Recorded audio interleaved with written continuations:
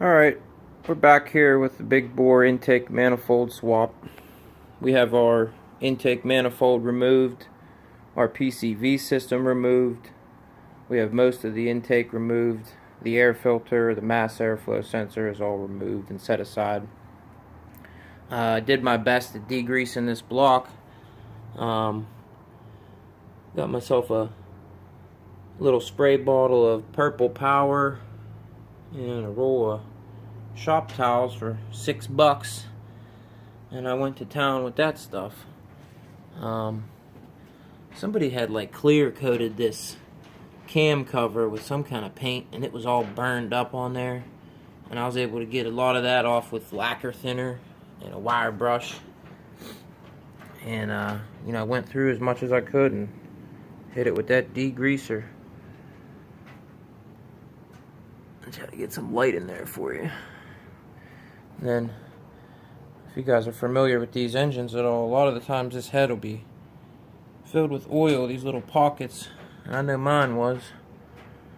I did my best to get all that oil out of there and dry it up. I still got to go over this with compressed air and blow all the water out of these little pockets and stuff, but I'm pretty happy with the degreasing process. For not pulling out the engine, I think we got it pretty clean in there. So, here's the stuff that I use to degrease it. The shop towels. We got the purple power there. A lot of the videos online, people use a garden hose to rinse out the engine bay. And being that I'm kind of indoors here and it's winter time, I didn't want to do that. And I just got like a pinpoint spray bottle and filled it up with water and like blasted that all in there. I think that was probably a little bit safer than shooting a garden hose in there. I did wrap up my fuel injector harness with saran wrap to keep water from getting in those plugs. There's a lot of other plugs that I didn't wrap, but like I said, I didn't really soak it down too much like you would with a garden hose. So that's our degreasing process. I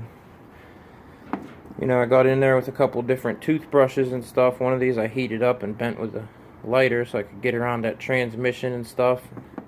You can be creative and make your own tools here. I got some heavy-duty Scotch-Brite pad, and I actually did was rolled that up and put it in the chuck of my drill here, and I used it to go down inside all these little pockets in that head and kind of twirl around and get that oil out. So I was kind of happy with that. We'll go check out these fuel injectors.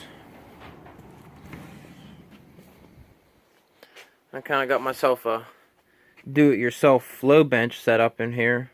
I have a 9-volt battery here with 2 little leads coming off it. Here's my orange top fuel injector, and then I got myself some tubing rigged onto this can of carb cleaner. Now I did this the other night without the hose clamp on there, and that thing did pop off of there and go in my eye. So definitely hose clamp. And I'll try to show you how we can clean this a little bit, or at least check it. I checked all my injectors and they're all pretty clean, and they all got a nice even spray pattern. But I'll do a little demonstration here if I can.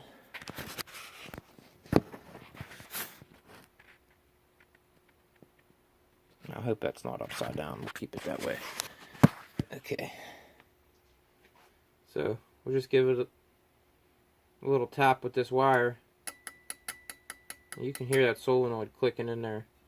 So I'll spray the bottle, and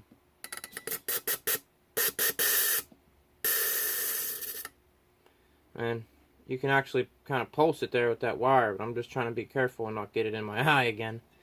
But we do have a clean injector there.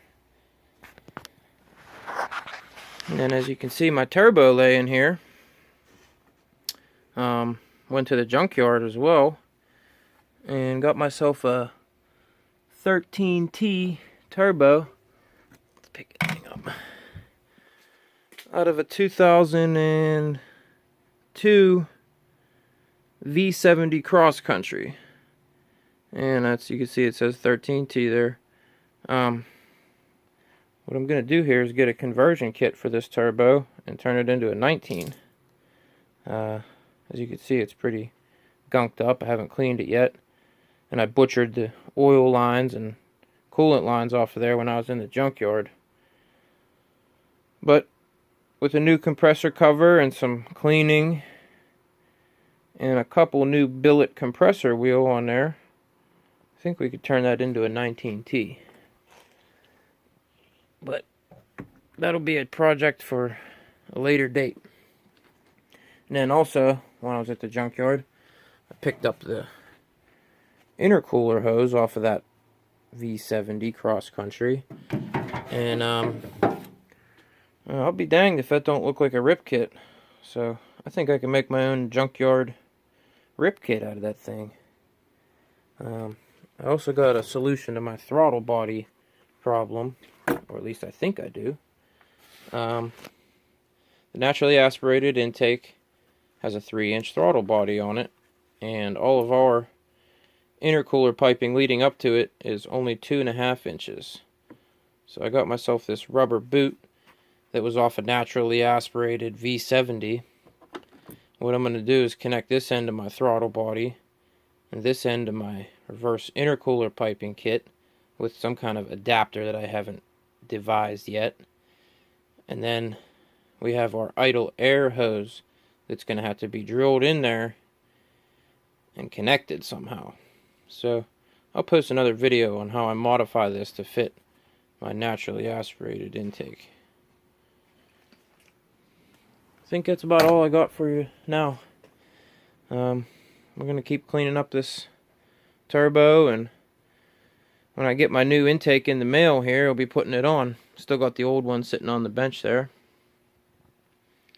Yeah, we're coming along slowly but surely.